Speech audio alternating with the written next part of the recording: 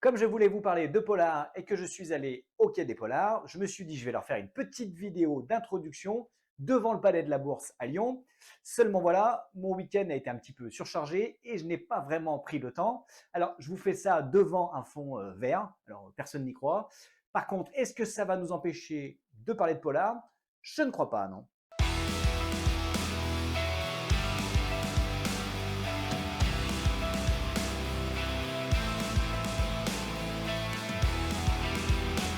Salut les amis et bienvenue sur ma chaîne dans laquelle, vous le savez, je parle de livres en toute simplicité.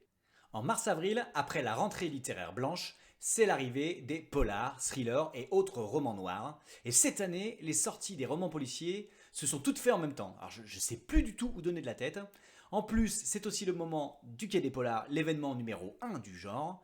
Pour me préparer à cet incontournable, ma palle prend alors des dimensions stratosphériques pour mon plus grand bonheur. Ce salon, c'est l'occasion de rencontrer toutes mes autrices et auteurs préférés. Cette édition a encore été magnifique. J'ai eu la chance de voir ou de revoir plusieurs d'entre eux, de faire dédicacer leurs livres, de prendre des photos, d'assister à des conférences. Le paradis quoi.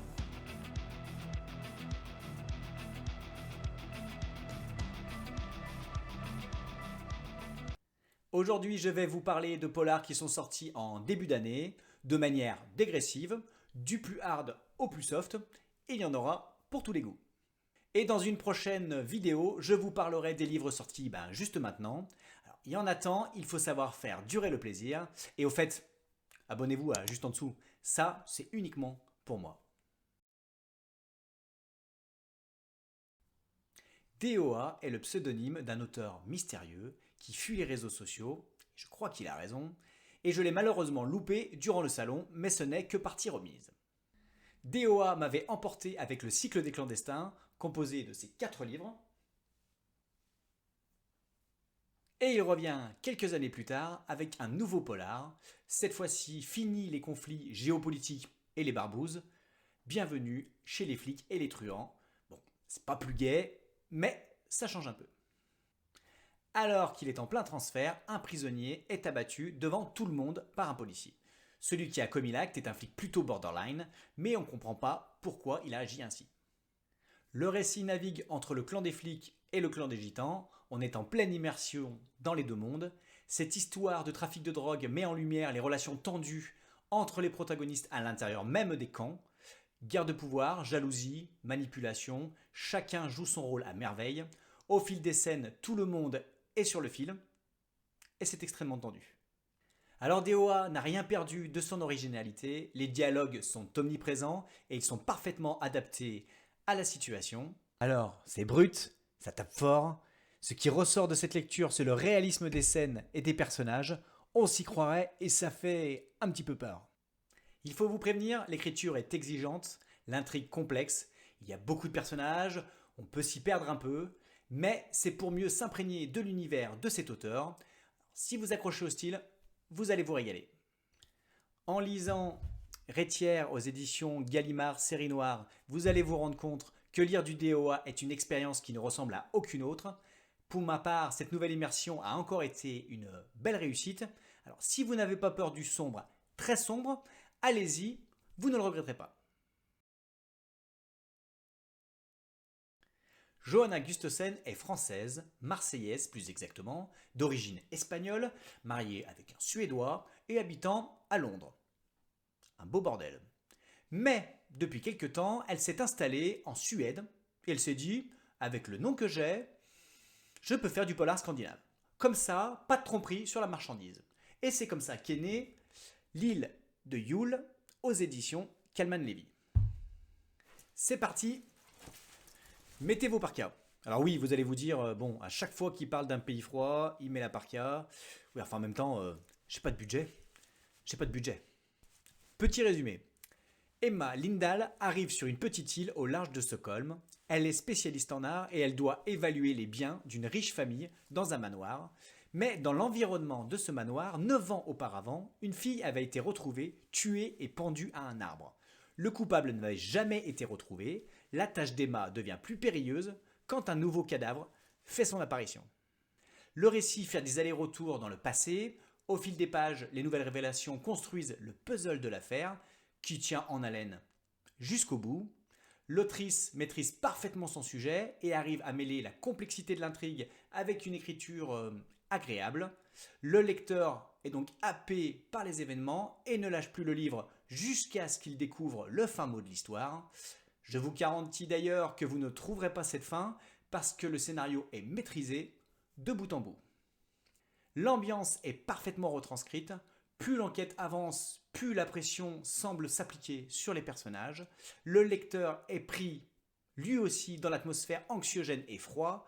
Lorsqu'en plus les croyances et mythes vikings viennent se greffer à tout ça, le récit ne nous laisse aucun répit. Je le savais déjà, Johanna, maintenant bien installée à la table de la famille du polar français, ce nouvel épisode nordique est une véritable réussite, et si vous ne le saviez pas, c'est maintenant chose faite, du pur bonheur boréal.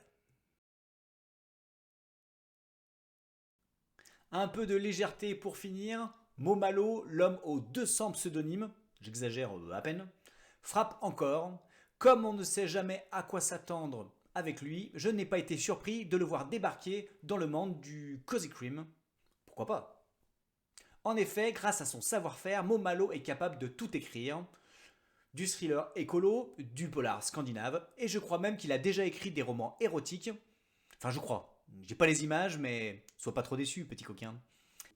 Il revient avec la Brace Brigade aux éditions Les Escales, et cette fois-ci, direction la Bretagne à Saint-Malo. Montmalo, Saint-Malo, vous l'avez ou pas? Alors là, vous vous dites, le gars, carrément, il va carrément dans les clichés, il se dit, allez, pourquoi pas mettre un ciré, de la pluie, on est en Bretagne, c'est normal. Ben vous savez quoi? Je fais ce que je veux, je suis dans ma vidéo. Un groupe de musique folklorique bretonne vient juste d'arriver dans le coin afin de jouer pour un festival. Mais dans une des maisons d'hôtes où les musiciens se sont installés est retrouvé le cadavre d'un joueur de cornemuse. Les policiers mènent alors leur enquête mais n'avancent pas et c'est là qu'entre en jeu la Brace Brigade. La Brace Brigade, yeah! Vous allez me demander, et vous aurez raison, la Brace Brigade, qu'est-ce que c'est? À la base, c'est une lignée familiale, les Corrigans. 3 générations de femmes se réunissent pour former une équipe d'investigation qui a pour objectif de résoudre l'affaire. Alors bien sûr, leurs méthodes ne sont pas conventionnelles, leurs interrogatoires n'ont rien du tout de professionnel, mais elles vont déborder d'imagination pour arriver à leur fin. Alors le véritable plaisir de ce livre, ce sont ces héroïnes, entre la grand-mère irlandaise d'origine qui n'a pas sa langue dans sa poche et qui n'est pas farouche pour un sou, la mère institutrice prudente et mesurée, et enfin la petite fille au tempérament volcanique, les surprises ne vont pas manquer. Dialogue plein de réparties, péripéties rocambolesques, vous allez bien vous marrer. Pas de violence, pas de sang, pas de fusillade, juste une enquête pleine de rebondissements. Si vous aimez les polars sauce détente, vous allez être ravis. En plus, si vous avez aimé cette brigade, sachez que le deuxième épisode, la deuxième aventure des Corrigans sort tout de suite maintenant là, au mois d'avril. Alors n'hésitez pas, foncez, c'est que du bonheur. C'en est fini pour aujourd'hui, mais je reviens très bientôt pour une deuxième vague de polar. Je vous avais dit qu'il y en avait beaucoup. Dites-moi en commentaire ce que vous pensez des livres que je vous ai présentés aujourd'hui et dites-moi quels romans policiers vous ont marqué depuis le début de l'année. En attendant, je vous souhaite une bonne journée, de bonnes lectures. À bientôt, je vous kiffe.